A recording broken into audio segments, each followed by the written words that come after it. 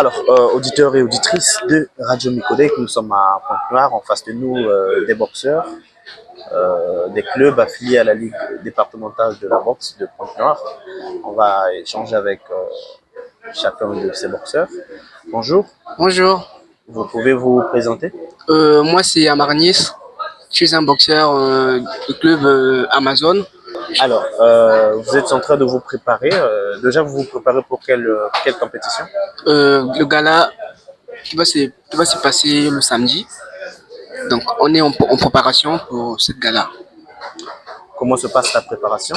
Ça se prépare bien, puisqu'on a un peu de trucs au club là-bas, donc on a un peu besoin de soutien, qu'on puisse nous soutenir pour avoir des choses au moment au club. On n'a pas grand-chose. Vous avez un coach? Oui, Elif, en face de moi. Ah d'accord, c'est votre coach. Oui. Ok. Alors, côté club, vous êtes à combien, en nombre de combien? Et puis, On peut être à 20, et d'autres parfois ils ne viennent pas trop. Donc, à duo, parfois on est à 15, 16, 17. C'est un peu ça. depuis que vous pratiquez la boxe, c'est votre première compétition ou quantième? Ouais, La quantième. en tout cas, ça c'est le premier. C'est le premier que j'ai monté sur le ring. C'est pour la première fois. Je vais essayer de monter sur le ring. Vous avez peur? Quels sont les sentiments qui vous animent? Bon, au début j'avais peur, mais là, je suis plus peur. Je suis plus peur parce que bon, là je me sens que je suis vraiment préparé pour ça. Et je suis sûr que ça va bien se passer. Hâte de boxer, c'est ça? En tout cas, j'ai vraiment envie. J'ai vraiment envie de monter sur le ring. Donc la personne qui va se battre avec moi, qui ne sait pas se mettre pour les gens en question. Ok. C'est pour ça. Et donc, on voit que vous êtes motivé, généralement, vous avez hâte de pouvoir se battre. Moi, j'ai juste envie de vous poser la question sur vos objectifs. Quand vous allez combattre, Mhm. vous attendez à quoi? Ah, la victoire. Je suis un boxeur du club boxing de club Baobab, c'est précisément à Luandili. Alors, vous êtes en train de vous préparer pour le gala. Dites-nous comment ça se prépare. Déjà, en termes de préparation, déjà, un boxeur doit bosser tous les jours. Déjà, moi, de mon côté, je travaille déjà, j'avais déjà ma forme. Et quand ce gala est venu nous surprendre, c'est déjà de le bain. Et du coup, quand on a fixé le gala, et ça m'a permis au moins de me défouler par vu que j'ai fait au moins assez de temps sur mon ring et travailler. Après, ils ont encore reporté encore le gars. C'est pas ça. À un moment, ça a failli me démotiver, mais il dit, bon, vu que j'ai mes objectifs fixés, là, après, je tiens à remporter ce gars-là. Il y a sélectionné. Déjà, vous êtes dans quelle catégorie? Déjà, le passé, je faisais mi-moyen. Et là, je vais combattre sur le Valter, 25 kg. Donc, contrairement à votre condisciple à côté, c'est pas votre première compétition. Non, non, ça c'est ma troisième compétition si je monte. Vous avez déjà pris part à quelle compétition? Déjà, j'ai pas la compétition, c'était en 2022 d'édition des jeunes. J'avais gagné mes deux combats par KO. Après, départemental. Avant, en finale, j'ai perdu grâce à ma bêtise. Et voilà, et un peu ça. Après, j'ai été sélectionné pour les championnats nationaux qui devaient se passer. Mais finalement, la fédération n'a pas pu organiser la compétition nationale par, je sais pas, on ne connaît pas encore les raisons. D'accord. Alors, parlez-nous un peu de votre programme d'entraînement. Ça se passe comment? Là, notre programme d'entraînement, ça se passe bien. Là, déjà, on a un bon coach qui nous motive tout le temps nous venons au club. Et s'il voit que ce boxeur fait 2 ou 3 jours, pour faire un suivi de boxeur, il a peut dire, ah, mais moi, ça fait 2 ou 3 jours que je ne te vois pas. Qu'est-ce qu'il a, tu es malade ou et le boxeur, on continue notre préparation, tout ça. Ça se passe très bien.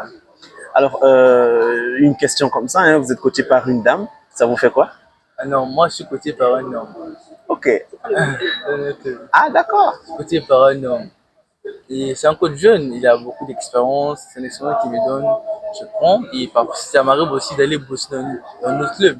On a un peu d'expérience, mais quand j'ai de la maison meilleure compétition, je compétis sur un autre club. Alors, en dehors des séances d'entraînement avec votre coach dans votre club, vous travaillez personnellement aussi? Oui, oui, en dehors du club, je travaille personnellement. Comme je suis dans mon quartier, il y a une salle qui est non loin, non loin de chez moi. Donc, si j'ai pas du temps à aller au club, je vais faire ça de bosser à la salle. Puis que là-bas, c'est aussi des coachs qui ont l'expérience sur le coaching de la boxe. Super. Alors, avec les entraînements personnels ou en club, vous faites quoi concrètement comme exercice? On fait des exercices, genre, à part le sport, je fais quoi? Non, non, non, ça veut dire que dans le cadre de la préparation, c'est vrai que vous vous apprêtez à boxer, mais vous n'avez pas autre exercice physique, hein, en fait. Si, j'en ai. J'ai même un coach physique. Là où à part au club, j'ai un coach physique à une salle. Alors, si j'ai besoin de renforcer musculairement, soit ajouter un peu de la masse, genre pas pomper les muscles, genre ajouter encore pour quand je frappe mon coup de poing chez l'adversaire, puis sentir que oui, le gars, malgré qu'il est sec, mais au moins il a un coup de poing. Si j'ai pas le temps d'aller au club, je viens chez lui, je fais une semaine avec lui, une semaine un travail, et après je fais encore une semaine au club, c'est ça que je fais d'habitude pour préparer mes combats. Super. Alors, on va aller un peu sur votre carrière hein, de boxeur. Dites-nous comment a commencé un peu votre histoire avec la boxe. Déjà, la boxe a commencé il y a longtemps, hein. J'ai commencé la boxe en 2017 et j'avais peur de monter sur les rings. Chaque fois compétition, je fuyais, je continuais, non, faut, non. Mais quand des jeunes y est arrivé, que tu m'as encouragé encore, monte, tu boxes bien, tu as de l'avenir. Pourquoi pas tenter ta chance pendant ce gars-là là. Ok, d'accord. J'ai fait mon premier combat, malgré que j'avais la peur, j'ai bien combattu, j'ai gagné mon premier KO, j'étais content et voilà. Et mon deuxième combat, j'ai aussi gagné 6 millions par KO, j'étais aussi content. Et après, quand on a fini par lancer le championnat départemental, j'étais déjà dans le bain. Si à l'intérieur d'une semaine, quand c'est sur le départemental. Et arrivé là, premier combat que j'ai gagné, deuxième combat j'ai gagné, troisième combat j'ai perdu. Bon, un peu par la peur aussi, vu que c'était la deuxième fois que je monte en pleine compétition, donc ça arrive.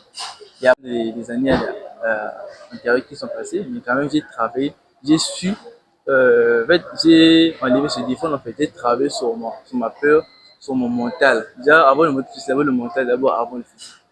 Déjà, si le boxeur, mentalement, il se dit que je ne peux pas, ça veut dire qu'à je ne pourra pas.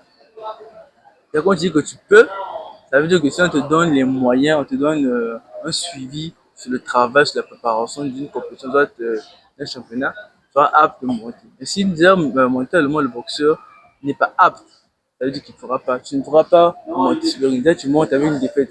Ça veut dire qu'arrivé là, tu ne pourras pas. Pour moi, là, je suis sûr que ce gars-là, là, que j'ai travaillé, j'ai fait des efforts. Là, je suis sûr que je vais gagner ce combat-là. Peu importe, ça par KO, par point.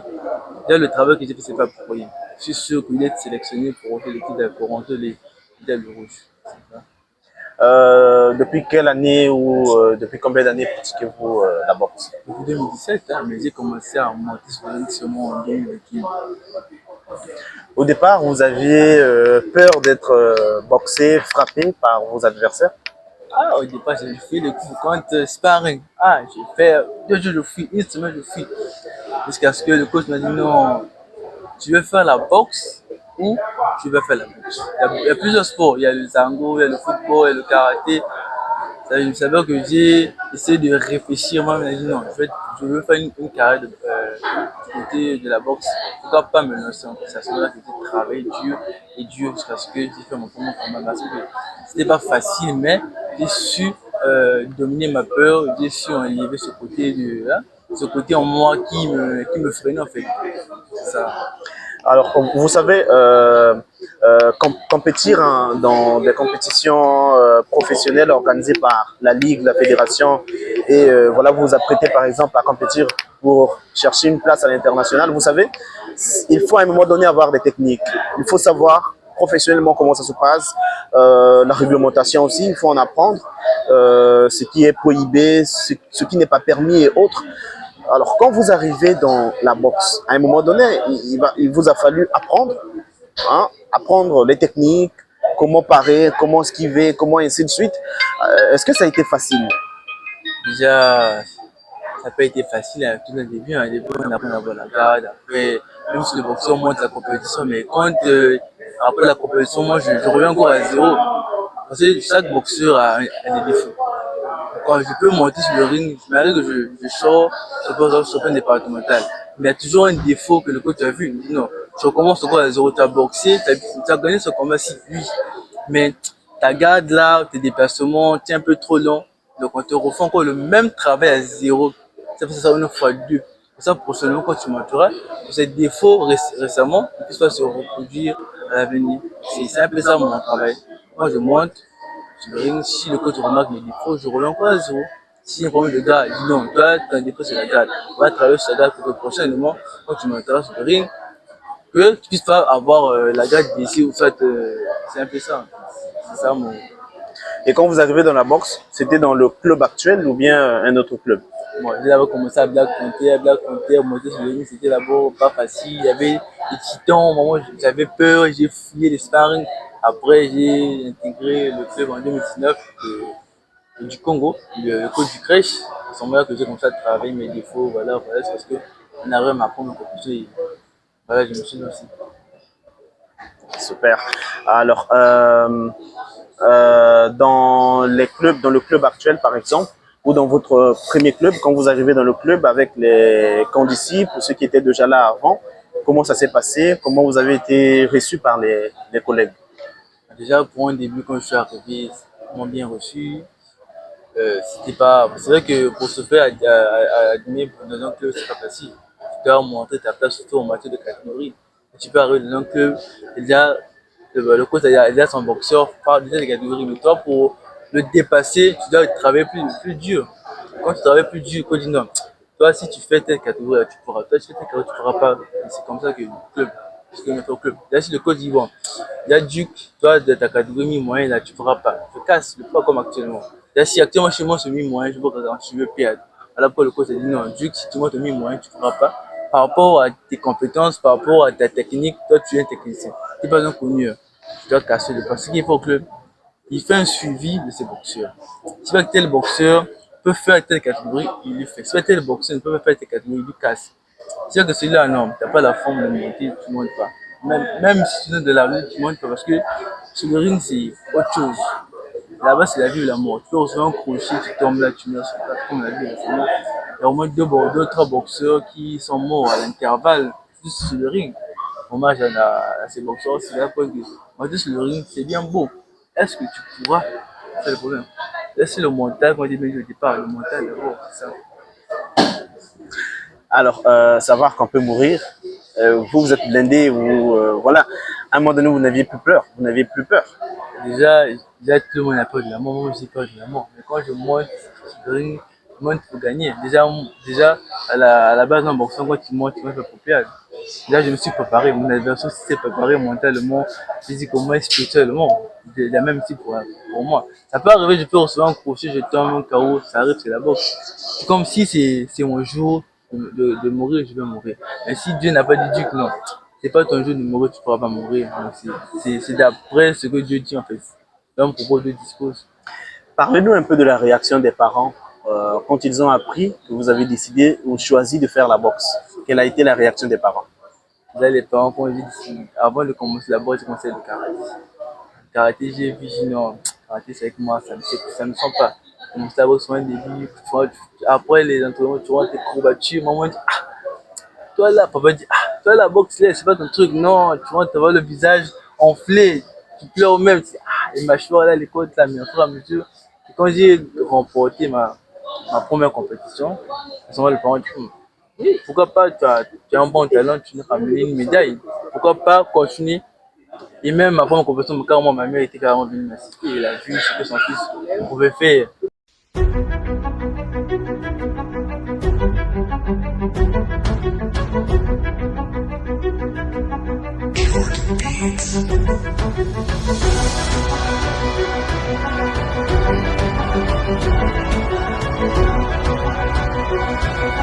This is a 50 Wins production.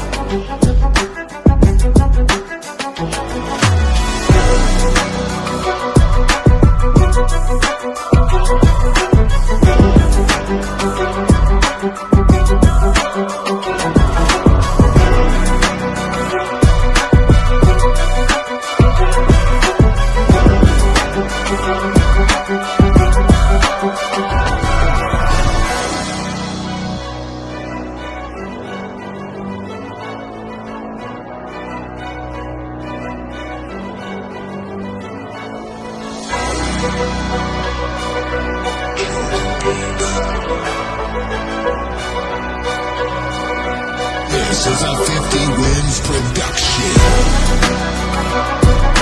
Alors, donc vous arrivez dans la boxe, à un moment donné, les parents vous l'accordent, les parents acceptent, on comprend que c'est votre passion. Vous avez tout entre-temps dit que vous aviez commencé avec le karaté. Alors, d'abord, à un moment donné, pourquoi avoir choisi, plutôt changer, laisser le karaté pour faire la boxe? D'accord, déjà si j'avais commencé, si j'ai changé le karaté pour la boxe, parce qu'à l'époque, j'avais des amis qui faisaient la boxe. Du coup, on avait eu un débat et mon ami m'avait damé quelques coups de poing contre des boxeurs forts et je m'étais carrément blessé. Je m'étais juré plus jamais aucun boxeur, soit qui que ce soit pour me taper. C'est à ce moment-là que je me suis d'abord lancé sur le karaté et sur la boxe, excusez-moi. J'ai changé, donc pourquoi pas essayer la boxe? Au début, quand j'ai commencé, c'était pas facile, mais après, je me suis habitué.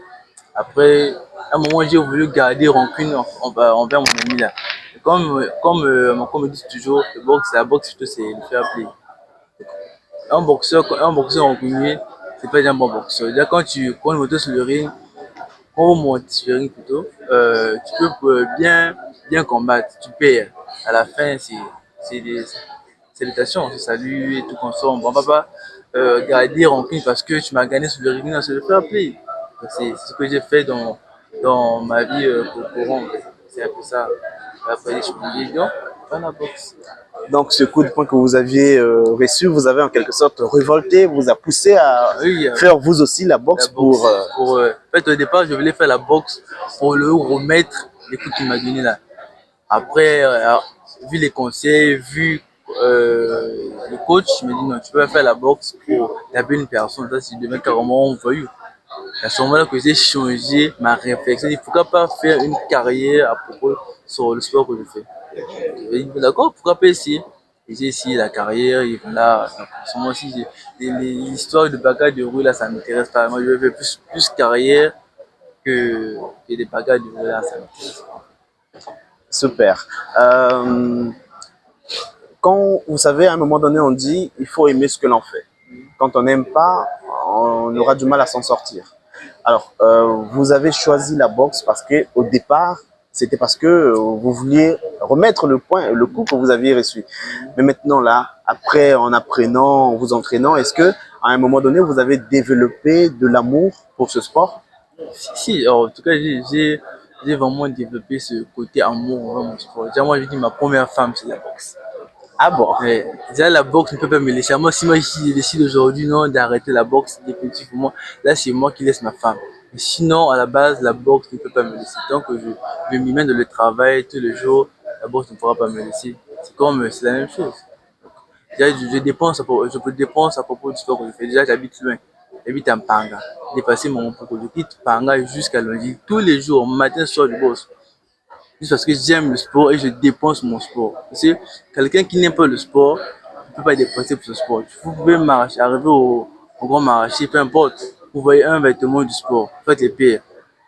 Avec l'amour du sport, tu vas vouloir dépenser ton argent et dépenser, acheter. C'est la même chose c'est la même chose que je fais en fait. Quand j'aime le sport, je dépense pour le sport. J'essaye de manger, je mange, j'essaye de donner des cotisations au club pour aider les gens qui font le sport, je le fais. Si il s'agit que je n'ai pas l'argent, bah, je me contente de ce que j'ai. Enfin, je vais demander aux parents, mes parents me complètent aussi. Et voilà, c'est ça. Super. Alors, à vous voir, hein, vous êtes encore jeune. À un moment donné, on peut penser que quand vous aviez commencé avec la boxe, c'était encore très jeune. Mais comment vous aviez concilié la boxe et le code? Est-ce que c'était facile déjà pour faire les deux? Comment vous êtes arrivé à... Là, quand j'ai commencé la boxe, j'étais en troisième. J'avais du mal avec les examens, BPC et tout comme ça. Du coup, j'avais fait une année blanche. J'ai bossé pour j'étais vraiment focus sur l'examen. Quand j'ai eu l'examen, vous savez qu'arrivé en cas de seconde, ça va tous les écoles publiques. Baptisé, j'ai encore repris encore la boxe. Et quand j'ai repris la boxe, à un moment, arrivant en terminale, j'ai dû stopper parce que c'était l'examen. Là, à ce moment-ci, je n'étais pas encore monté sur le ring. Pas encore. Et bien après, quand j'ai eu mon bac, et arrivé en première année, j'ai dit, bah, pourquoi pas essayer de monter sur le ring, vu que j'ai fait 3 ans sans monter sur le ring. À ce moment-là, quand j'ai aidé à quand j'ai participé, j'ai gagné sur mes combats. Et là, j'ai une licence. Donc, alors que l'école ne finit pas, mais à part, vu qu'il n'y a pas encore le boulot. Donc, actuellement, je vais faire mon sport en boulot, en fait. Tu vois? Vu qu'on dit souvent que le Congo ici, le sport ne paye pas, oui. Mais moi, ma vision, c'est loin. Vous ne pouvez pas commencer ailleurs, non. Tout se peut pas dans son pays. Et je ne peux pas avoir une vision, juste que chez moi, je fais pas des compétitions, je ne travaille pas. En tout cas, ça ne pourra pas. Je dois d'abord commencer dans mon pays, gagner des compétitions. Et au fur et à mesure, Dieu va faire grâce, je vais m'envoler sur ce que je pourrai atteindre mes objectifs. À vous entendre et à vous comprendre, hein, en fait, on comprend déjà qu'on peut faire les deux. Vous savez, il y a des gens qui pensent que quand on opte pour une discipline sportive, à ce moment-là, le col importe peu, le col ne compte vraiment plus, qu'on peut abandonner le col. Mais à vous entendre, et si on suit votre cursus, ben, vous avez fait les deux et on peut s'en sortir avec les deux. Oui, on peut s'en sortir, c'est question de discipline. Déjà le matin, tu sais que bon, je fais l'examen, par exemple le bac. Donc, de la semaine, tu peux être peut-être 2 fois au club. Et le reste des jours, tu as peut-être tes travail à l'école, les TD, peut-être des travail personnel dans la maison. Et quand il s'agit de 2 mois avant le rouge, le boxeur doit essayer de faire un break avec la boxe. Là, les cours qu'on reçoit là, bon, on va pas arriver au niveau de lire les leçons, ça peut fuir. Voilà pourquoi le boxeur doit 3 mois ou 2 mois avant d'arrêter avec la boxe. Se concentrer d'abord sur ses études. Parce que déjà, tu peux pas être un boxeur sans diplôme, ça ne pèse pas. Tu peux être un boxeur avec des diplômes. Et comme ça, si avec le côté sport, ça ne marche pas, les diplômes, peut-être on allait chercher une place, ça pourra marcher. Et quand j'ai un boulot, avec le sport et de leçons, je veux continuer la boxe, même si c'est pas, j'ai pas vraiment réussi à réaliser mes rêves. Et quand même, j'ai quand même un boulot. Mais si, par exemple, le sport, ça marche pas, je me lance si j'ai fait ma carrière. Que pouvez-vous dire à ces jeunes qui commencent un peu plus tôt avec les disciplines sportives, même, qui quelquefois commencent à négliger un peu l'école, les études? Qu'est-ce que vous pouvez leur dire? Déjà, moi, ce que je peux dire aux tous ceux qui viennent de commencer la boxe, ils disent que la boxe et l'école, ça ne marche pas. Ça dépend comment dire, de discipline. Ça dépend d'un temps. Tu sais que tu fais l'examen, 2 fois au club, tu travailles de la semaine, 2 fois au club, tu travailles jusqu'à ce que, arrivé à 2 mois, 3 mois du rouge, tu fais un break. Tu ne bosses plus. Définitivement, tu arrêtes. Concentre d'abord sur l'école. Parce que déjà, si l'élève rate le bac, pas te rate le BPC, bon, on va dire, hein, tu vois, ce soir que tu fais là, voilà, tu as arrêté l'examen À cause de ça. à cause de ça. Et le parent ne pourra plus jamais accepter que son fils ou sa fille puisse faire la boxe. Voilà pourquoi le boxeur est obligé, qu'avant, 3 mois avant le rouge, il a fait un break sur ça, comme ça pour se concentrer sur ses études. Et sinon, c'est pas, faire les deux, c'est possible. C'est question de priorité, question de choix. Tu sais, le matin, je suis à l'école, à midi, si j'ai le temps, s'il n'y a pas le temps, je suis au TD. Si j'ai le jour prochain, j'ai le temps, je vais m'entraîner au club. Si le jour prochain, j'ai pas le temps, je me concentre sur mes études. Sûr que toute la semaine, je serai chargé, je viens pour le club. C'est comme ça que Et à ce moment-là, les coachs doivent être compréhensifs quand vous êtes absent au club. oui. Déjà, le coach connaît tous ses boxeurs. C'est que mon boxeur est tel, il atteint un niveau, il est en troisième, il fait l'examen. Donc, si le boxeur ne vient pas, il sait que le boxeur est soit au télé, soit à l'école. Le boxeur et le coach aussi doivent aussi avoir, je veux dire, des numéros des parents. C'est les enfants qui montent. Moi, je suis allé au club. Au fond, sorti, il est allé se promener avec des amis. Allez, après, il revient par exemple à 19h, une j'étais au club. Au fond, il était plus sorti. Là, pourquoi le coach et les parents doivent toujours avoir les numéros des uns aux autres. Le parent appelle, monsieur le coach, mon fils, il ne sera pas là parce que tout ça, voilà. C'est ça en fait. Il doit en quelque sorte avoir une communication entre le club et la maison. Justement. Alors maintenant que vous pratiquez la boxe, quelles sont vos ambitions? Comment voyez-vous votre carrière dans quelques années? Déjà, non. Ma carrière dans quelques années, je me vois déjà avec les 4 ceintures du VBC, du VBA, de l'avenir. Je me vois déjà. Mais on peut beau rêver, mais sans le travail, on ne peut rien faire. Quelqu'un peut dire, je vais travailler. Je reste à la maison. Le travail ne viendra pas te chercher à la maison. Donc moi, pour réaliser mes rêves, je dois d'abord commencer dès maintenant. Je dois compétir, monter. C'est comme là, dans quelques jours, c'est les présélections du Diable Rouge. Je fais mon premier pas. Je gagne. Je vais combattre. arriver à faire à mesure, mon niveau augmente, et c'est ce que je deviens maintenant mondial. C'est tout ça, le départ. C'est un peu ça. Alors, jusqu'ici, quels sont vos souvenirs dans la boxe? Souvenir de la boxe. Déjà, bon, bon, si, il y en a. Déjà, mon premier souvenir que je pourrais jamais oublier, c'est quand j'avais gagné ma compétition. Après là, c'était carrément très content. C'était fait, j'étais vraiment de la joie, plus même que celui qui m'a coaché. Arrivé à la maison, j'ai montré la médaille, j'ai montré les photos. Je croyais pas que c'était moi qui pouvais faire ça sur le ring. Au fond, que c'était moi qui étais sur le ring. C'est tout ça mes souvenirs. Et il m'a donné un compétition aussi, c'est aussi la même chose. En fait. Et votre première défaite était votre mauvais souvenir? Ah oui, oui, j'avais perdu, c'est grâce à mon erreur moi-même. Genre, mes coachs m'avaient donné des conseils, mais j'ai pas appliqué ça. Je dirais parce que en fait, j'avais la peur. C'était la peur qui a fait que je suis perdu mon combat. Et déjà, mon adversaire était agressif. Moi, de nature, je suis pas trop agressif. Je suis très agressif, je bouge beaucoup. Donc, face à une personne qui est agressive et par rapport à son regard, vu que lui, c'est une personne qui monte déjà sur le ring. Moi, j'ai même un peu de commencer. Du coup, j'avais cette peur-là. À la fois, là, j'ai perdu mon combat, mais c'est pas grave, c'est pas ça qui fera ce que je puisse arrêter là-bas. Au contraire, ça m'encourageait à travailler, à enlever ce mauvais côté de la peur là. Et voilà ce que aujourd'hui, je n'ai plus peur du coup. Donc, peu importe la catégorie, même au club, on est lourd, on est des sparring, on boxe. Moi, je rentre à la maison, le visage enflé, les mâchoires, vous savez que les mâchoires là, c'est un peu ça en fait. Alors, à un moment donné, ça fait plus mal. Oh, on est maintenant habitué. On a peut-être un moment, j'ai fait au moins 2 mois sans faire les sparring. Mais je qui fait les sparring, j'étais blessé là. J'étais même content. On a dit, ah, pourquoi tu continues le coach? Mais ça fait longtemps que j'ai reçu un bobo sur le visage. Donc, c'est question de routine en fait. C'est l'habitude.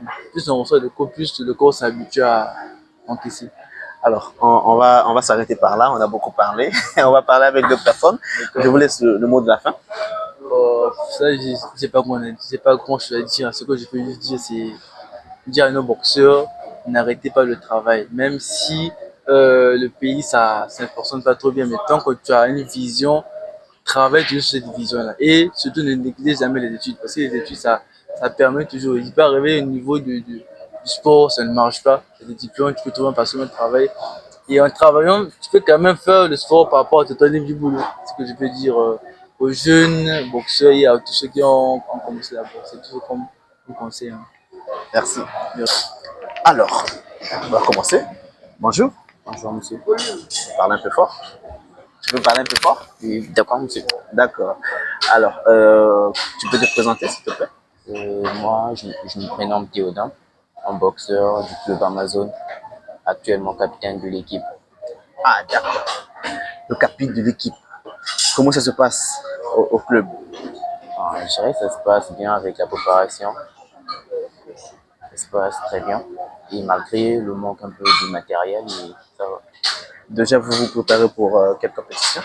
Pour le gala qui est prévu au 27, pour la détection des élites hommes et dames. D'accord. Comment ça se prépare personnellement, moralement? Est-ce que tu te sens prêt pour compétir? Oui, je dirais bien oui, parce que là, je suis en hyper forme, parce que ça fait un peu longtemps qu'on a entendu ça. Malgré un peu ils font que reporter, mais là, c'est confirmé. Du coup, je suis vraiment prêt. D'accord. Qu'est-ce qu'ils disent tes parents quand ils te voient, ils entendent que tu vas au boxe, tu vas à la boxe, tu vas t'entraîner pour un jour compétir? Ils disent quoi? Est-ce qu'ils sont d'accord? Est-ce qu'à un moment donné ils s'opposent? Enfin, au début, c'était un peu difficile pour eux d'accepter que je fasse ce sport. Et du coup, vu la détermination, ils ont fini par accepter. Tu es déterminé, hein? Oui, carrément. Super. Alors, tu as dit tout à l'heure que vous avez des difficultés. Quelles sont les difficultés que vous rencontrez ou vous éprouvez dans la préparation? Alors, les difficultés se trouvent au niveau du matériel de boxe, les pattes, les gants et ainsi de suite, tout ça. D'accord. Et donc, vous faites comment? C'est difficile d'en trouver. Vous faites comment?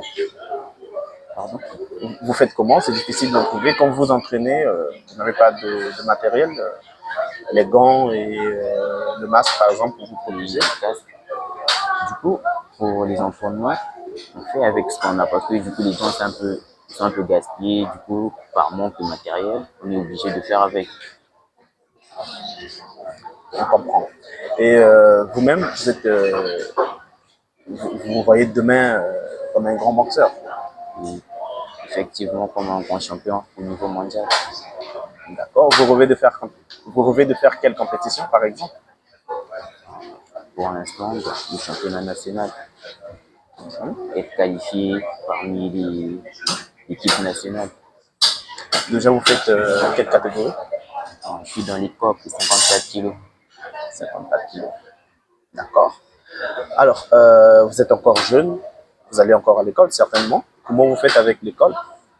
Avec l'école, j'ai juste eu à établir un emploi du temps qui m'aide un peu et entre l'école et les entraînements.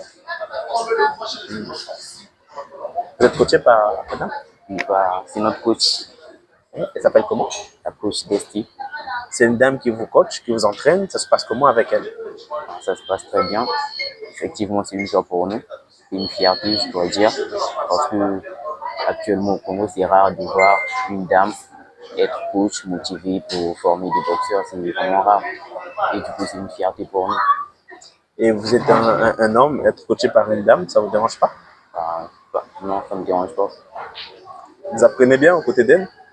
Carrément, on apprend très bien. Ça se passe vraiment bien. Avec les condisciples du club, les collègues, les coéquipiers du club, comment est la collaboration avec les autres? La collaboration, quand elle est parfaite, ça se déroule bien. Aucun inconvénient. Quel est votre programme d'entraînement? Pardon. Votre programme d'entraînement? Le programme d'entraînement, on s'entraîne du lundi au vendredi.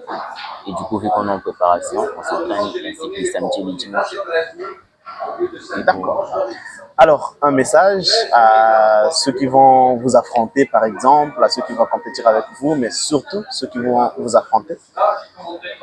Je dirais bien, j'ai hâte de les affronter. Parce que je dirais pas que j'ai peur, mais j'ai plutôt hâte de les affronter, de les croiser sur le ring et de montrer ce que je sais faire, notamment.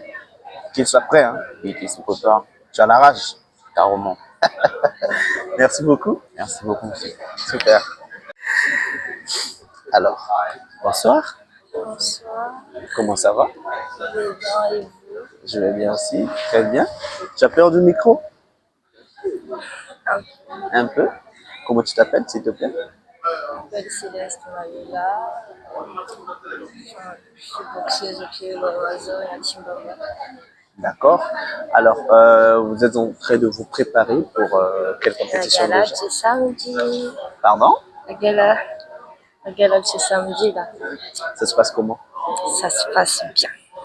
Alors, vous êtes une dame, à vos côtés, ce sont les hommes, une jeune fille comme vous. Euh, vous n'avez pas peur?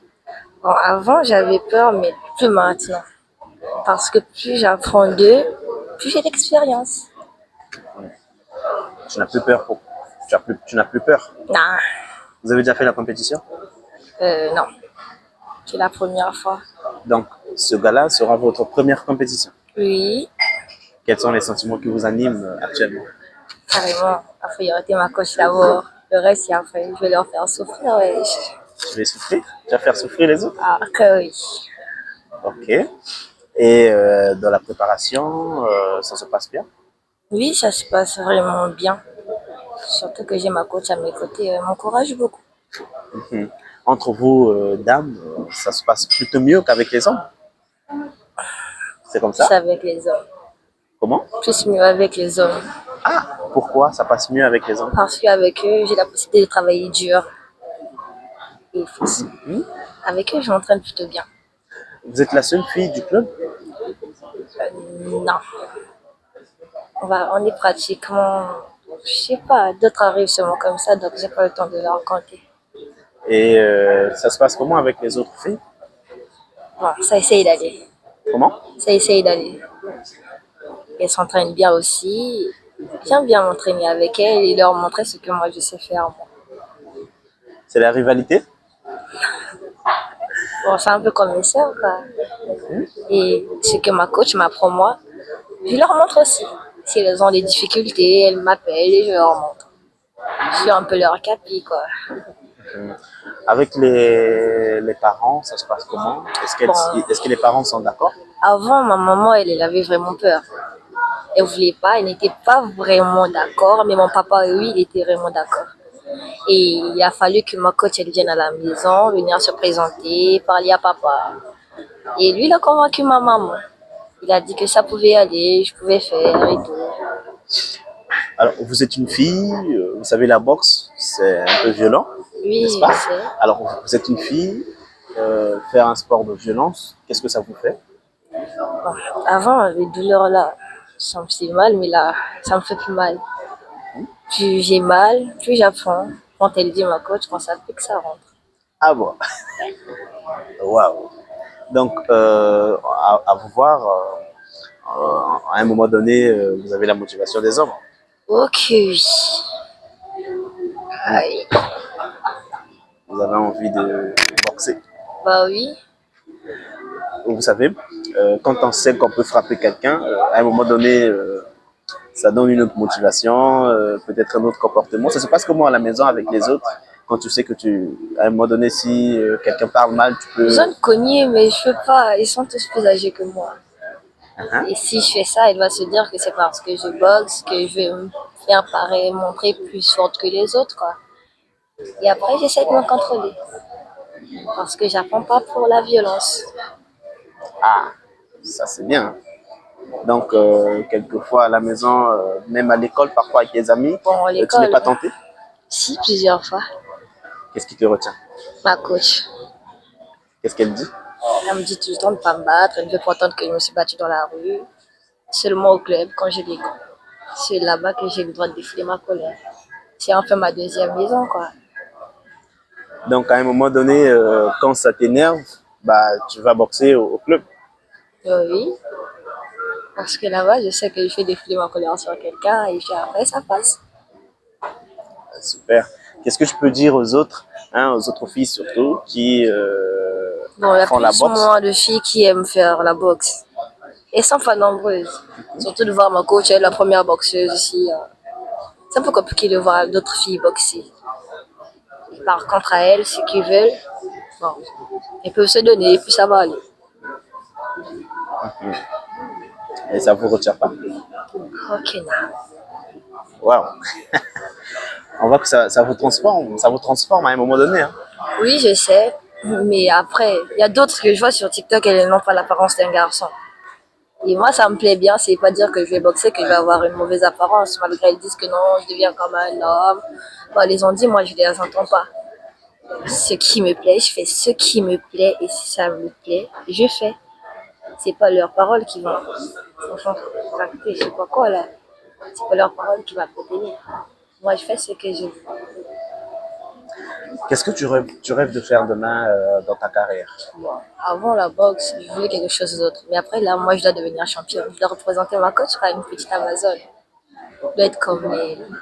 Voilà. Super. Alors, qu'est-ce que tu veux dire d'autre qui te tient un peu à cœur? Bon, qu'on nous aide. Le message que tu aimes souvent passer quand tu Moi, as je veux l'occasion. juste qu'on nous aide.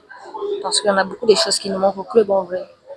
Et plus nous sommes nombreux, moins on a des trucs. Vous voyez, par exemple, on peut être au nombre de 20 et puis on peut faire des sparring et puis après on n'a pas de gants.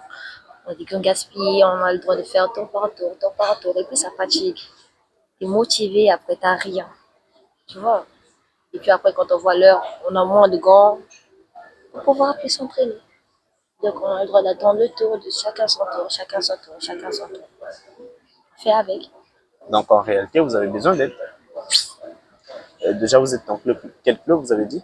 Amazon, C'est où? à Chimbamba. D'accord. On va échanger avec votre coach, hein? D'accord. Super. Tu as bien parlé, hein? Très bien même. Alors, bonjour. Bonjour, Vous pouvez vous présenter?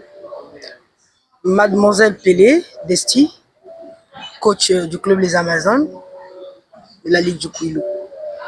Parlez-nous un peu de votre club. Bon, mon club, c'est un club de boxe.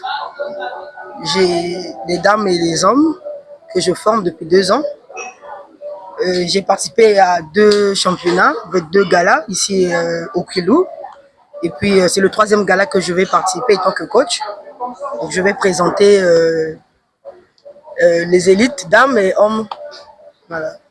Vous-même, vous avez fait carrière dans la boxe? Bien sûr, ça me fait 19 ans aujourd'hui dans la boxe. Je suis championne d'Afrique 2017. J'ai participé à la CAN. J'ai été qualifié pour l'Allemagne, pour le mondial.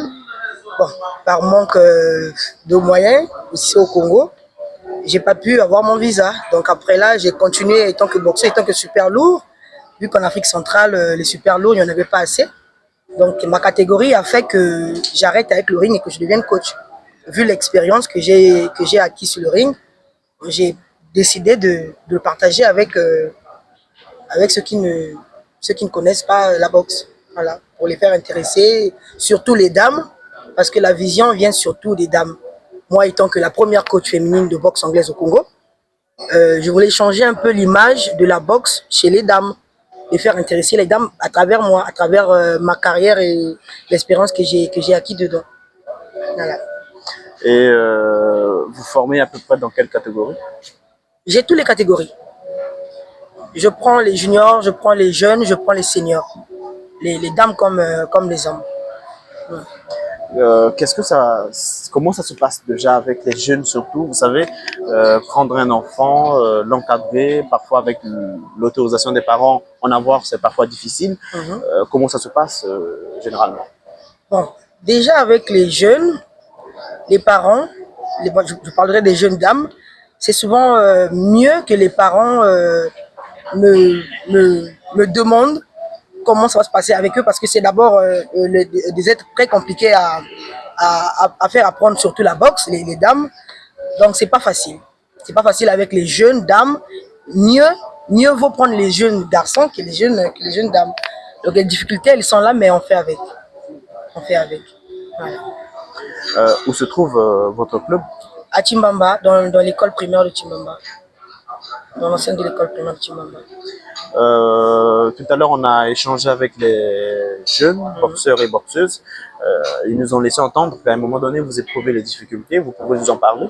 Oui, beaucoup. Au départ, nous étions pas nombreux. Donc, nous avons commencé avec peu de matériel. Nous avons à peine, je crois, 2-3 paires de gants. Mais avec le nombre et l'arrivée de plusieurs boxeurs, du coup, le matériel que j'avais au départ, tout est gaspillé. Ça veut dire que les gants qu'on avait, les gants ne sont plus praticables parce que nombreux, on n'utilise que ces 3 gants-là pour une plus de vingtaine de boxeurs. Et là, c'est tous les jours. Alors, un problème de matériel, un problème d'équipement. Donc, c'est ce qui fait vraiment défaut chez les Amazones. Parce que déjà que le club des Amazones, les gens arrivent comme ça, sans moyennant rien. Donc, c'est moi le coach qui me bat avec mes propres moyens de bord. Donc, c'est pas facile. Vous n'avez pas, par exemple, cherché à solliciter de l'aide auprès de la Ligue ou de la Fédération? Non. Je n'ai pas cherché à demander de l'aide parce que déjà, étant que boxeur, je n'ai pas reçu de l'aide de la Ligue, je ne veux peut-être pas dire de la Fédération. Donc, étant coach, ça ne m'a jamais tenté. Alors, actuellement, vous êtes en train de préparer les boxeurs pour quelle compétition? Pour un gala de boxe. Un gala de boxe qui aura lieu du 26 au 29 avril 2025. Les ambitions avec les jeunes sont lesquelles? Donc, moi, personnellement, étant que leur coach, j'aimerais leur voir au niveau mondial, au niveau d'abord national, et puis au niveau un jour mondial. Au niveau où moi, leur coach, je ne suis pas arrivé, moi j'aimerais bien voir mes enfants à ce niveau. Super. Alors, on revient sur vous. On aimerait bien évoquer un peu certains aspects de votre carrière. Alors, racontez-nous un peu votre histoire avec la boxe. Comment ça a commencé? Mon histoire avec la boxe, c'était un coup de foudre. Ça a commencé à Dolisie en 2007. il y avait un club de boxe au rond-point cercle de Lizy. Il y avait un club où il y avait un coach au nom de coach Bissila. Paix à son âme, il n'est plus là aujourd'hui. Et moi, enfant, je venais assister. Et en venant assister, je n'avais pas l'âge pour commencer avec la boxe selon le coach qui était là. Donc moi, je venais tous les jours ramasser les gants, ramener les gants chez le coach, revenir le lendemain, déposer les gants et nettoyer. Ça, j'ai fait ça pendant 2 ans. Déposer, ramener, jusqu'à ce que le coach m'a dit, tu peux commencer avec la boxe. Donc moi, si j'élève mes années à 19 ans, parce que je compte même les 2 ans que j'ai été dans ce club-là, avec tout ce que j'ai fait comme corvée, pour moi, c'était déjà un début d'apprentissage parce que je regardais les anciens boxer. Et c'est là où j'ai commencé avec la boxe en 2009. Finalement, j'ai appris mon premier gauche-droite en 2009 à Delizy. De 2009 à 2011, mon coach décède. Lorsqu'il décède, je reviens à Pointe-Noire pour continuer avec la boxe parce que je ne voulais plus rester à Delizy. Avec tout ce qu'il y avait comme émotion avec mon club, j'arrive à Pointe-Noire, je rejoins le club Black Panther en 2011. De 2011 à 2014, il y avait les Jeux africains, dont j'ai été parmi. À part manque d'adversaires, je gagne mon combat par forfait. Ça veut dire que je suis champion d'Afrique par forfait. Parce que super lourd, il n'y en avait pas à cette époque-là en Afrique centrale. Donc, de 2014 à 2016, je reviens à la CAN. À la CAN, c'est là où je croise une Maghrébienne. Une Maghrébienne super lourd. C'est avec elle que je gagne mon deuxième combat, avec ma deuxième médaille d'or. De là, de 2016, nous avons été suspendus. On a suspendu la boxe anglaise au Congo. On a pris 4 ans parce qu'on n'a pas pu présenter les boxeurs en Allemagne. Donc, le fait d'avoir été qualifié en Allemagne et de ne pas y aller, nous avons été suspendus pendant 4 ans. Et pendant les 4 ans, nous avons continué à travailler. Et là, récemment, nous avons repris avec l'activité pendant l'Olympiade du président Gaëtan. Donc, c'est là où la boxe anglaise a repris vie. Et lorsque la boxe anglaise reprend vie, pendant ce laps de temps où on a fait les 4 ans, moi, j'ai pensé devenir maman. Une fois, j'ai connu la maternité. J'ai connu la maternité par césarienne, je vous dis. Et avec cet handicap-là, je ne pouvais plus revenir sur le ring aussitôt. Donc, il fallait commencer avec un stage de coaching. Et depuis là, j'ai été admise à mon stage. Je suis one star, one étoile, c'est-à-dire que je peux coacher à l'international, comme ici au national. Donc depuis 2 ans, je suis coach. Voilà un peu mon petit palmarès dans la vie de boxe. Alors, on va repartir au début, on va repartir un peu au début de votre carrière. Une dame, à l'époque une jeune fille, s'intéresser à la boxe. À un moment donné, ça pourrait paraître un peu absurde. Oui, déjà étant jeune, j'aimais faire peur. Étant jeune, j'aimais intimider. C'est comme on dit, tu peux être gourmand, mais sans connaître préparer. J'aimais la bagarre, mais je ne savais pas me battre. Parce que être fort et connaître se battre, c'est 2 choses différentes. Moi, j'aimais bien me battre, mais je n'avais pas les moyens de me défendre. C'est-à-dire que finir une bagarre jusqu'à taper ou jusqu'à gagner. Donc, c'est de là où j'ai commencé à apprendre la boxe. Et quand j'arrive nouvellement à Delizy, là-bas, on ne me connaissait pas. Déjà, mon histoire avec le champion du monde actuel, j'arrive à Delizy récemment, personne ne... Je passais ordinairement sans que les gens ne m'indexent. Parce que moi, déjà, avant, j'étais à Pointe-Noire. Et donc, à Pointe-Noire, les gens avaient peur de moi. Sans pratiquer les arts. Je tapais, quand je dis que je veux taper, je tape. Et je tape mal. Sans pratiquer la boxe. Avec tout ce que j'avais comme problème, on m'envoie à Delizy pour me punir. Et quand j'arrive à Delizy, personne ne me connaît, personne n'a peur de moi. Alors je dis, bon, là, on ne me connaît pas, moi, je dois faire la boxe. Moi, avec la boxe, les gens auront peur de m'approcher. C'est là où j'ai commencé avec la boxe. Et même, je voulais bien commencer avec la boxe, mais mon âge ne me permettait pas de commencer avec la boxe. Parce que moi, la bagarre, pour moi, je crois que c'est depuis le ventre de ma mère. Enfant, déjà à 56 ans, je tapais les ancles et tout ça. Oui. En tout cas, c'était tout ce que je sais faire de mignon. Donc, arrivé à Delizy, une ville où on ne me connaissait pas, alors c'est là où j'ai commencé à aller assister aux entraînements de boxe. Bien que je ne boxais pas, mais je partais aux entraînements, c'est comme si je boxais déjà. J'avais une dizaine de gants sur mon dos, je partais au club juste déposer, et les gens savaient que j'étais boxeuse, mais je ne boxais pas encore. Jusqu'à ce que j'ai commencé avec la boxe, et puis voilà moi aujourd'hui. À un moment donné, il a fallu apprendre parce que se battre dans le cadre de la boxe, c'est différent hein, Oui. avec le combat de la rue. Oui, oui, effectivement. Et c'est même la boxe qui m'a changé. Finalement, je n'étais plus celle qui se battait sans raison. Et grâce à la boxe, grâce à ce que j'ai appris, du coup, je déversais mon envie de se battre là au club. Et quand j'arrivais à la maison, je ne me battais plus. Donc du coup, la boxe pour moi était comme une thérapie.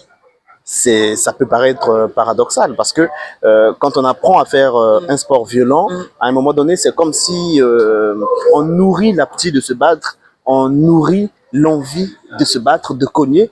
Mais qu'est-ce qui marque un peu ce paradoxe-là avec la boxe? Chez moi, c'était différent parce qu'avant, j'étais quelqu'un de très tolérique avant que je commence la boxe, enfant. Mais une fois que je suis rentré dans le domaine de la boxe, j'ai compris que ça ne servait à rien de taper ou de se battre, d'aller rentrer dans des interventions qui ne me concernaient pas, pendant que je pouvais bien devenir quelqu'un de meilleur avec ce sport qui était la boxe. Donc, je ne voulais plus gaspiller mon nom et que je voulais soigner maintenant ma personne, quoi. Je voulais soigner d'abord mon identité et puis que les gens changent leur intention sur moi. Voilà. Pour moi, la boxe a été une thérapie. Waouh. Alors, quand vous commencez dans votre club de Lizy, est-ce que vous avez souvenir des personnes avec qui vous boxiez à cette époque-là, qui étaient dans vos clubs, dans votre club? Oui, nous sommes tous aujourd'hui coachs. Il y a Yaya Soulé, c'est un coach, il est à Dolizy. Lui, à l'époque, il était mon ancien. C'était même mon papa. Mais aujourd'hui, il est coach. Et nous avons même fait des stages ensemble. Et quand il dit aux gens qu'elle fut ma boxeuse, elle fut une boxeuse à notre époque, les gens même du mal disent, mais comment ça, toi, tu as vieilli? Il dit, oui, elle a commencé très jeune. Donc, il y a Yaya Soulé qui est à Dolizy. Et puis, il y a coach Amour aussi qui est à Dolizy. Et puis, il y a coach Lopa qui est à Dolizy. À l'époque, c'était des boxeurs. Aujourd'hui, c'est tous des coachs. Voilà, c'est avec ceux-là que j'ai débuté ma carrière de boxeuse. Alors, débuté à Dolizy, vous n'aviez pas fait de compétition? À Dolizy, non, j'ai pas fait de compétition. J'ai arrêté à Dolizy, j'avais 11 ans. Dès que j'ai perdu mon coach, d'abord, sa mort, ça se passe là au club. Il est tombé comme ça en plein entraînement. Nous sommes allés avec lui à l'hôpital, il est décédé. Pour moi, c'était un choc. Donc, j'ai plus voulu rester à Dolizy. J'ai quitté Dolizy pour Pointe-Noire. C'est à Pointe-Noire, c'est à Black Panther qu'on m'a ouvert les portes, qu'on m'a lancé dans les compétitions. Parlez-nous un peu de votre première compétition. Comment ça s'est passé? Bon, là, c'était compliqué. C'était compliqué. Il y avait beaucoup de stress. Peut-être pas de peur, mais de stress. Ce jour-là, j'ai appris que le stress t'empêche de marcher. Ah bon? Oui. Dans les vestiaires, on me préparait pour le ring. Il me restait 30 minutes. Avant les 30 minutes, j'étais tranquille, j'avais l'esprit tranquille. Mais lorsqu'on me dit qu'il me restait que 30 minutes pour sortir des vestiaires, mes pieds ont commencé à trembler. C'est-à-dire, c'est comme si je n'ai jamais tremblé dans toute ma vie. Je me levais, je ne me tenais pas debout. Tellement qu'il y avait une foule dehors et j'entendais du bruit depuis les vestiaires. Mais c'est pas cette dernière qui pouvait me faire peur. C'était la frousse. C'était peut-être pas la peur, hein, du tout. Parce que déjà cette dernière là, on partageait la même chambre à l'internat. Donc c'était pas elle qui pouvait me faire peur. Mais c'était le stress. J'ai tremblé comme une feuille. Et j'ai pas pu me battre ce jour-là. Finalement. On m'a même fait faire des rituels dans les vestiaires pour essayer de me remonter le moral, mais je n'arrivais pas. Ah ça? Oui. Mes deux jambes ne tenaient pas debout. J'ai tremblé comme ça, comme une feuille. J'arrivais pas à me lever. Même l'adversaire est même revenu, mais qu'est-ce qui se passe? Et là, c'était dans quelle compétition? Un gala. Un gala ici à Black Panther, en 2013. Ce gala-là nous permettait d'être sélectionnés pour les Jeux africains à Brazzaville en 2014. C'est à cause de ça que je n'ai pas pu être qualifié pour les Jeux africains. Bien qu'aux entraînements, je boxais avec les garçons, j'étais l'Amazone aimé de tous les présidents, mais le stress ce jour-là, moi-même, je n'ai pas compris. Voilà. Alors, au début de votre carrière, une dame s'intéressait à la boxe. Les parents, qu'est-ce qu'ils ont dit? Est-ce qu'ils ont facilement accepté ça? Non, je dirais non. Mon grand-père même a porté plainte à la fédération. Il a porté plainte carrément à la fédération par rapport à mon âge. Il dit à 14 ans, elle ne monte pas. Attendez qu'elle grandisse un peu. Et après, moi-même, j'ai fait une grève de faim à la maison où il a même failli me perdre. Oui, jusqu'à vouloir me donner la mort. Et alors là, c'est le même grand-père qui est reparti voir, à l'époque, c'était le président Richard, le président de la fédération. Vu que mon grand-père aussi était du milieu de la politique là, facilement il a dit au président Richard, venez prendre votre enfant. Oui, parce que je ne veux pas avoir sa mort sur ma conscience. Déjà que c'est un enfant que moi-même j'élève. Donc voilà, c'est de là où j'ai pris le hockey de mon grand-père. Et avec l'école, ça s'est passé comment? Bon, avec l'école, de moi de mon côté, c'était pas bien. Parce que moi, je fouillais même l'école pour les entraînements. En plein examen comme ça, si je vois qu'il est à 16 heures, j'arrête tout pour aller m'entraîner. C'est ce qui fait que je redouble beaucoup de classes. Et ça veut dire qu'à un moment donné, quand on est passionné pour un sport, passionné pour une discipline, ben, il faut laisser faire. Oui. Parce que grâce à cette boxe-là, j'ai compté mes premiers millions. Vous parlez en termes de millions? En termes de millions, yeah. J'ai compté mes premiers millions grâce à cette même boxe anglaise en amateur. J'ai compté mes premiers millions en 2014, mais d'autres millions en 2016. Et là, on parle de millions, hein, c'est pas 1 million. Ceux qui sont là, ceux qui étaient là, ils savent. Et toujours ici au Congo? Toujours ici au Congo. Toujours ici au Congo. Mais pourtant, on dit que le sport au Congo, ça ne paye pas. Non, c'est faux. Moi, je dis que c'est faux. C'est faux. Aux Jeux africains, chaque boxeur avait une prime de 2 750 000 de prime de participation aux Jeux africains. Là, c'est si tu n'as pas de médaille. Le fait de participer seulement, tu as ta prime. Et alors, si tu as eu la médaille, là, l'argent augmente. Et quand j'ai eu ces premiers millions-là, alors je pense que le même grand-père qui ne voulait pas, il avait acheté un vin. J'ai ramené l'enveloppe du PP, c'est pour toi. Il a retiré un billet, il a acheté moi du baron d'Anglade. Et avec cet argent-là, aujourd'hui, je suis propriétaire d'un titre foncier à cause de la boxe. C'est cette même engouement que je voulais pour mes enfants. Ce n'est pas un sport qui n'aboutit à rien, non, du tout. Ça rapporte. Ça rapporte. Il suffit de bien faire et d'aimer, parce qu'il faut d'abord aimer pour bien faire. Il suffit d'aimer et voilà. Alors, vous avez fini super poids lourd. Oui, super lourd. Super lourd. Oui. Alors, est-ce que c'était facile d'arriver à cette catégorie? D'abord, cette catégorie, on me l'a infligée. Je n'étais pas super lourd. On me l'a infligé parce qu'il y avait une Nigérienne qui gagnait des combats en super lourd sans adversaire. Alors, la fédération m'a demandé d'augmenter le poids pour lui croiser. Parce que moi, avant, je n'étais pas à 80. Hein. Moi, j'étais sec comme ça. J'ai des vidéos, j'ai des images. J'étais sec, j'étais 75, 79. Mais pour croiser cette dernière-là, il fallait que j'augmente les poids. Et j'étais nourri par la fédération. J'étais suivi pour augmenter le poids parce qu'il me restait que 6 mois pour croiser la maghrébienne. Parce que quand on parle de super lourd, il devait avoir elle ou moi. Donc, que je gagne ou que je perds, je devais toujours avoir la médaille. Donc, quand tu as la médaille d'or au niveau international, c'est de l'argent. Quand tu as de l'or, c'est encore pire. Donc, pour mon coach, c'était de viser la première ou la deuxième place chez les lourds. Parce qu'en boxe, c'est la catégorie. Tu tombes sur une catégorie où vous êtes 4-5, alors tu n'as pas de chance de fois pas pour avoir 1 ou 2, 3 places. Donc, il faut aller là où il y a moins d'adversaires pour avoir les médailles. Quand on parle d'argent. Et donc, c'était une erreur, je veux dire, c'était une erreur de mon coach parce que cette catégorie, aujourd'hui, m'a rendu coach avant la retraite. Parce que finalement, cette maghrébienne dont je visais combattre, dont je visais croiser, elle n'était plus chez les amateurs. Elle est partie en professionnel et aux États-Unis. Et moi, je suis resté en Afrique centrale. Sur 52 pays d'Afrique centrale, j'étais resté la seule super lourde. Bien que j'ai eu les 2 fois médaille d'or après elle, moi, c'était pas les médailles, c'était mon palmarès, c'était mon parcours.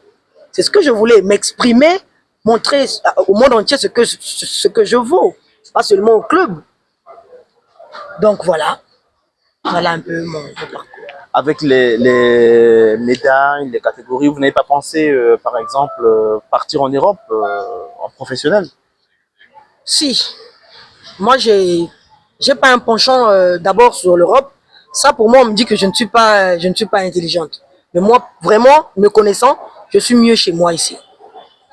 Me connaissant, je suis mieux chez moi et je voulais briller d'abord ici en tant que boxeuse et en tant que coach, je suis bien ici. Ceux qui sont à l'Europe, ils peuvent aussi faire bien là-bas. Ah oui. Alors, on revient sur les souvenirs. Quels sont les meilleurs souvenirs que vous gardez de la boxe? C'était le jour où on a parlé de moi à la radio. J'étais dans un taxi, on a proclamé la médaille d'or, première médaille d'or féminine congolaise à la radio. J'étais dans un taxi. À Radio Congo? Oui, Radio Congo. Radio Congo a proclamé la première médaille d'or féminine au Congo depuis que le Congo existe. Et après, c'est mon nom qui est venu après ça. Parce que après la pesée, on a déclaré la médaille d'or. C'était pour moi le meilleur jour de ma vie. Et c'est vrai, c'est pas bien d'évoquer les souvenirs négatifs. Vous en pensez aussi, il y en a? Oui, il y en a. Le jour où j'ai perdu, par exemple, la vue sur le ring, c'était un mauvais souvenir. C'était un mauvais souvenir. Pour moi, c'était celui-là. Après un coup, j'ai perdu la vue pendant au moins de 5 minutes. J'avais du mal à comme on dit, les 1000 étoiles existent. Et oui, ça existe. Ça existe. Moi, j'ai vu ça. Les violets, les rouges et tout ça. Alors, en tout cas, on a aimé ce magnifique moment que nous avons passé ensemble, cette magnifique interview que nous avons eue avec vous. Merci. Voilà, on est pratiquement à la fin. Ouais. Le mot de la fin vous revient. Mais je vais vous remercier, vous. Je veux vous remercier, le président, le secrétaire général et le président de mon club qui est là avec nous, et les boxeurs, pour cette occasion de nous donner, pour que nous exprimons. Peut-être que nous aurons quelqu'un qui va nous entendre de l'autre côté de la radio, qui va penser à nos pleurs, qui viendra pour nous aider. Voilà. Comment faire pour entrer en contact avec vous? Bon, mais je vais laisser mon numéro. Je suis au 05 624 73 48. C'est même mon WhatsApp. Et votre club, vous pouvez rappeler, ils sont Oui, nous? je suis dans l'enceinte de l'école primaire de Timbamba, à Pointe-Noire. Merci. Merci. Oui. De Quidou. Président, bonjour. Oui, bonjour. Vous pouvez vous présenter? Oui, je suis Monsieur Asti Maratou, donc président de la Ligue départementale de boxe du Quidou. La Ligue départementale de boxe du Quidou se prépare pour une compétition. Vous pouvez nous en parler? Oui, effectivement, nous sommes en préparation de notre championnat départemental qui se tiendra au mois de juillet, hein, donc pendant les vacances. Et pour ça, nous sollicitons effectivement des sponsors susceptibles de nous aider dans la réalisation de ce championnat. Comment se passe déjà le côté préparatif de cet événement? Mais déjà du côté préparatif, tous les clubs sont en train de faire leurs entraînements normalement. Et dans l'entretemps, nous avons un gala qui se fera du 27 au 29 entre la Ligue de Pointe-Noire et la Ligue du Quilou, hein, chapeauté, n'est-ce pas, par la Fédération de boxe du Congo. Vous pouvez nous parler de ce gala? Oui, c'est un gala en fait de détection de nouveaux talents. Hein, nous allons donc détecter de nouveaux talents, aussi bien des jeunes hommes que des jeunes filles. Et cela se passera donc à Tata Loboko, comme je l'ai dit tantôt, du 27 au 29. Et pour le championnat départemental, on revient sur ça, le championnat départemental, combien de clubs sont attendus pour prendre part à ce championnat? Pour le championnat départemental, nous aurons en tout 25 clubs qui sont attendus. Et il faut noter que parmi les 25 clubs, nous avons des dames. Nous avons des dames. Donc, près de 25 clubs attendus pour le championnat départemental du Quilou cette année. Quels sont les enjeux de ce championnat? Il est qualificatif pour une échéance? Oui, déjà, il est qualificatif. Pourquoi il est qualificatif? Parce que derrière le championnat départemental, nous avons le championnat national. Et ne participent au championnat national que les ligues ayant organisé un championnat départemental. Et de ce championnat départemental, nous prenons donc les meilleurs que nous emmenons à Brazzaville pour le championnat national. La ligue départementale de boxe du Kouilou fonctionne, n'est-ce pas, normalement, correctement, avec les compétitions régulières. Cette année 2025, ce championnat départemental ou ce gala sont les seules compétitions organisées par la ligue? Non, pas du tout. Pas du tout. Il y a d'abord le premier gala qui fera office en fait au fait de lancement de la saison sportive, déjà pour commencer. Par la suite, le Kouilou, en tant que ligue, aura notre gala organisé avant même le championnat départemental. Donc on peut compter avant le championnat départemental 2 autres galas. Alors par là, ça montre que la boxe vit dans le département du Kouilou, la boxe vit dans voilà, cette partie du pays. Comment cette discipline est appréciée par les sportifs, voilà, je veux dire, intéressée, comment le public accorde, quel intérêt, voilà, on va dire, que le public accorde à cette discipline au niveau du Kouilou? Déjà, il faut noter qu'au niveau du Kouilou, on va dire entre guillemets que rien ne se fait, ou rien ne se faisait, avant que la Ligue départementale de boxe ne s'y installe. Parce que tout ce que nous organisons comme gala, comme championnat, nous le faisons directement dans le Kouilou, pour faire vivre effectivement la région. Et ça, c'est très bien accueilli. C'est très bien accueilli. La preuve, le dernier championnat départemental que nous avons organisé au Kouilou a drainé énormément de monde. Et ça fait non seulement la fierté de la région, mais aussi celle de la Ligue que nous représentons. Côté installation, est-ce que dans le département, il y a quand même des installations qui facilitent la pratique de cette discipline? Bon, installation comme telle, nous dirons non. Nous dirons non, il n'y a pas d'installation. Ce que nous faisons, c'est quoi? C'est que nous avons un ring. Nous avons un ring que nous transportons donc d'ici de Pointe-Noire pour le Kouilou. Et nous l'installons dans un site. Généralement, nous le faisons à l'école primaire de Mengo, qui a une grande cour. Donc, c'est là où nous installons donc le ring. Et nous mettons également en contribution la gendarmerie qui est à côté pour éventuellement sécuriser les lieux pendant l'événement. Côté soutien, est-ce que c'est vrai qu'au départ, vous avez évoqué le côté difficulté éprouvée ou le besoin du soutien et des sponsors? Est-ce que entre-temps, la Ligue reçoit quand même un peu de retour de la part voilà, des Congolais, des personnes de bonne foi, ici et là, qui soutiennent la Ligue?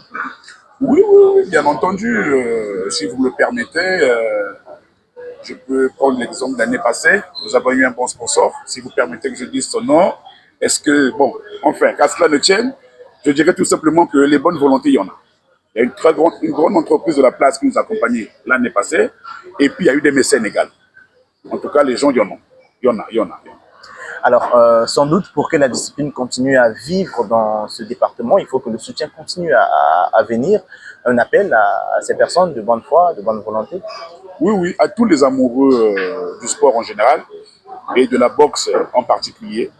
La Ligue du Kouilou a besoin de vous, a besoin de votre soutien. Il peut être moral, il peut être financier, comme il peut être matériel. En tout cas, nous crions haut et fort que les sponsors nous accompagnent. Parce que ce qui tue la discipline, c'est le sponsoring. Qui dit sport, systématiquement dit argent. Et ce n'est pas toujours évident, nous, présidents, membres du bureau de la Ligue, mettre la main à la poche, organiser un championnat. Vu tout ce que ça demande, ce n'est pas évident. Donc le grand appel, c'est à tous les sponsors, à toutes les bonnes volontés, de nous venir en aide, de quelque façon que ce soit. Et comment la fédération congolaise ou la fédération internationale soutient-elle la Ligue du Kouilou? Bon, la fédération déjà congolaise nous a mis à disposition un ring. Si aujourd'hui nous avons un ring, c'est grâce à la fédération congolaise. Elle-même non plus n'est pas subventionnée. Donc vous comprenez bien que ça devient difficile. Mais nonobstant cela, la fédération s'arrange à aider les différentes ligues existantes au niveau du Congo. Est-ce que les jeunes continuent toujours à s'intéresser, à se donner, à se lancer dans la boxe au niveau du Kouilou? Oui, ils sont nombreux. Nous recevons plusieurs demandes. nous recevons plusieurs demandes. Il y a de plus en plus de jeunes qui s'intéressent à la discipline. Et cela est normal. Ils ont compris ce que c'était exactement la boxe. En organisant des championnats dans le Kwilu même, ils ont compris qu'est-ce que c'était la boxe, comment est-ce que ça se passait. Et ils ont vécu ça, comme on dit, en live. Au départ, ils ne voyaient ça qu'à la télé. Et ça a permis à beaucoup de jeunes de s'intéresser à la boxe, effectivement. Et vous avez tout à l'heure parlé des clubs qui sont affiliés à la Ligue. Et comment la Ligue soutient-elle ces clubs-là afin de les permettre de continuer à voilà, soutenir, former, pourquoi pas, les jeunes dans cette discipline? Bon, déjà, au niveau des clubs, nous faisons avec les moyens de bord, hein, il faut le dire. Nous-mêmes n'étant pas subventionnés, il est difficile d'apporter une grande subvention au niveau des clubs. Mais nous essayons de les aider tant bien que mal. En dotation de matériel, lorsqu'on en a, en dotation d'eau, pendant les entraînements, en dotation de gants, et j'en passe. Voilà un peu comment nous emmenons un peu les clubs à vivre. Et le plus important, c'est de les garder en forme. Et les garder en forme, ce sont les galas.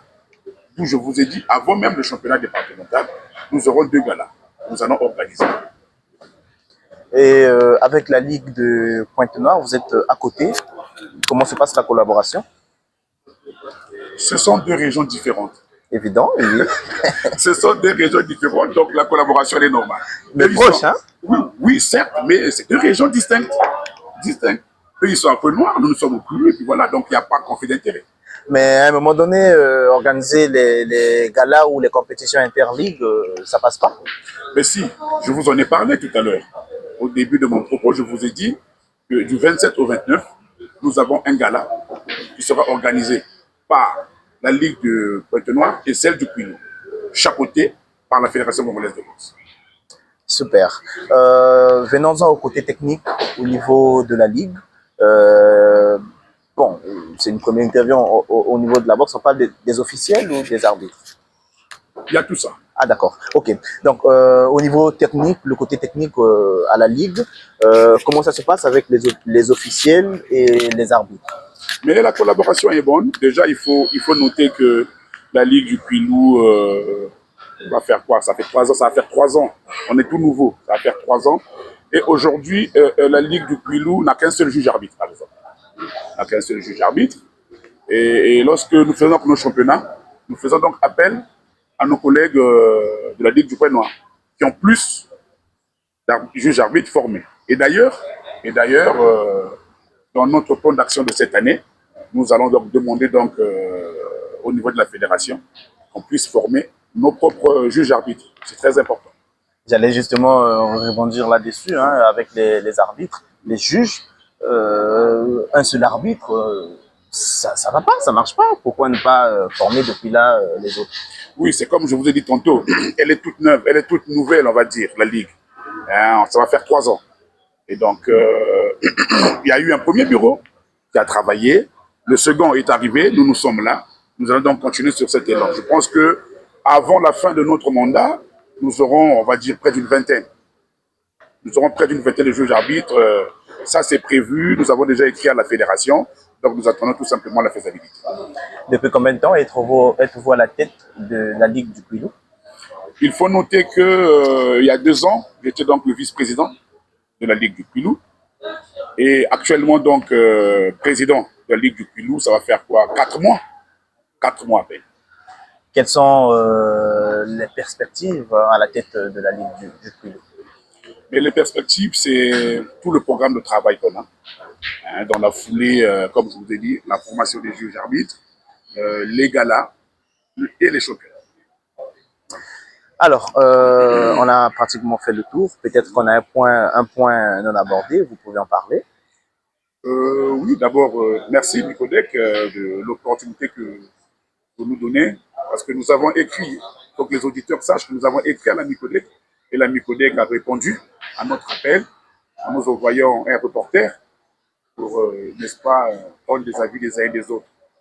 Le message que je donnerai, c'est que, comme je l'ai dit, et je le dis tout le temps que je suis interviewé, nous avons besoin de soutien. Nous avons énormément besoin de soutien. Le sport sans soutien ne marche pas. Rien ne peut se faire sans soutien. Donc nous avons grandement besoin de soutien. On a beaucoup d'entreprises au Congo aujourd'hui qui ont des lignes de sponsoring dans leur budget, s'ils peuvent penser aussi à la boxe. C'est vrai que nous avons un sport mère au Congo, qui est le foot, mais il y a d'autres sports également. Et parmi ceux-là, nous avons la boxe.